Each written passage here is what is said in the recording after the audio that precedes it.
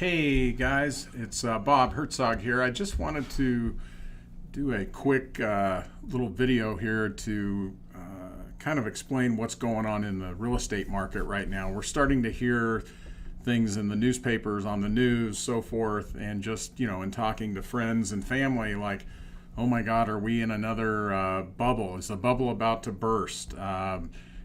More homes are on the market, more price drops are coming, and so forth. Interest rates are going up. Is the market going to crash? And I wanted to show you something today to show you exactly what's happening in our market using something called the Cromford Report, which is an excellent source of data, real estate data that we use every day here in our office. But what they have is it's called the Cromford Market Index. And what the index tells you is it uses a baseline of 100. Anything above, an index above 100 indicates that the market is favoring sellers, or in that case we call it a seller's market. Anything under 100, the baseline, is what we would call a market that's favoring buyers, or a buyer's market.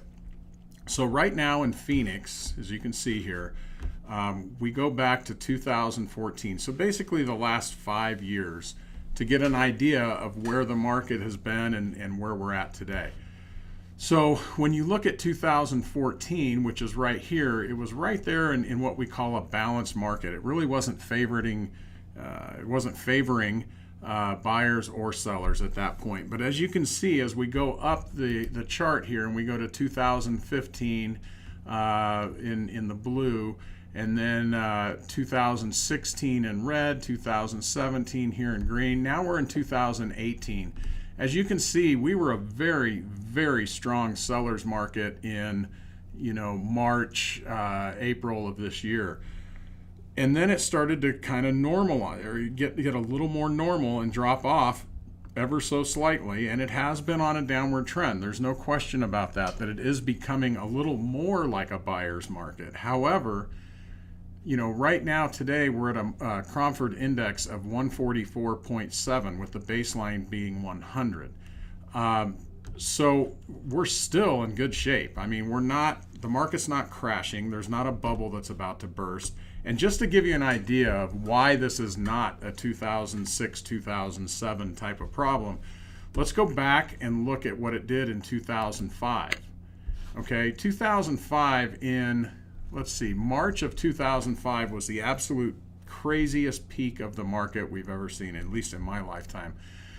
The Cromford index at that time was 373, almost up to 400. Again, here we are down here in 2018 at 144 versus 373. Huge, huge difference. Now look what happened in 2006. The market tanked, okay? This again, here's our buyer's market, and then it became an extreme buyer's market. Sellers, didn't have a leg to stand on, and people were getting great deals on properties. But then look at what happened in 2007. A lot of people will ask, when was the bottom?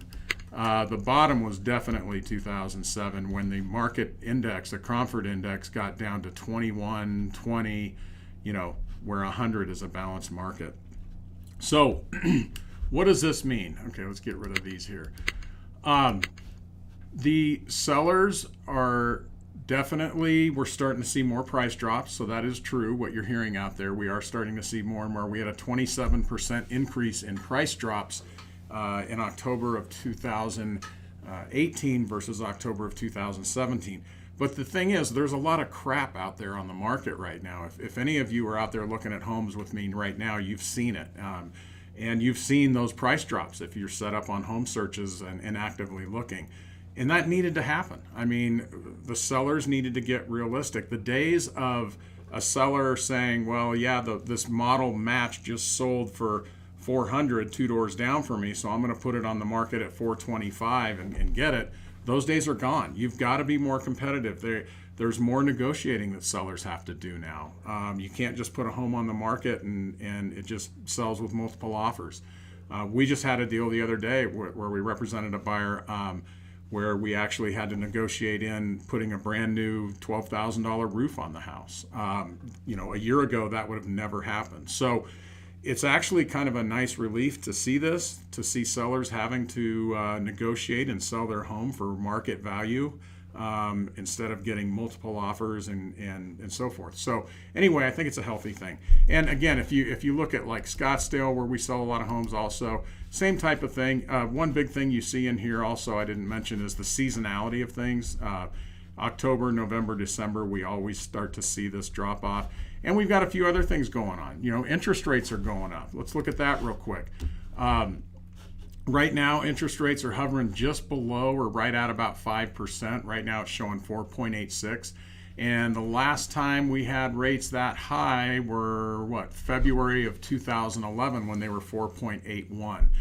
So, one of the issues we're having right now is we don't have much inventory to sell because we've got a lot of sellers out there that purchased their home or refinanced in here. So they're in the threes. They've got a rate that's, 3.5% or 3% or 3.25%.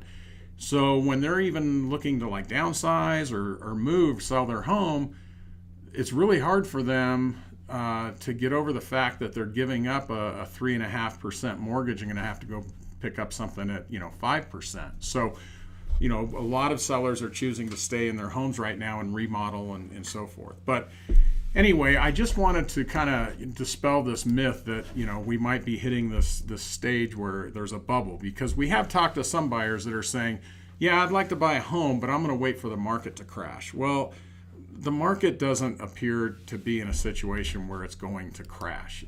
It is correcting itself like it normally does, but we're not seeing anything like we saw in 2005, 2006, or 2007. So anyway, when you're at that next cocktail party this holiday season, not only are you going to tell them that someone, if they're looking at real estate, they need to call me, but more importantly, when someone starts talking about the bubble bursting, tell them that's not true. I mean, the numbers don't lie. So anyway, hope this was helpful.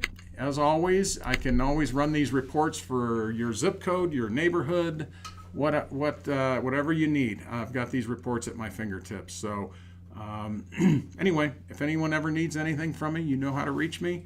Have a great day.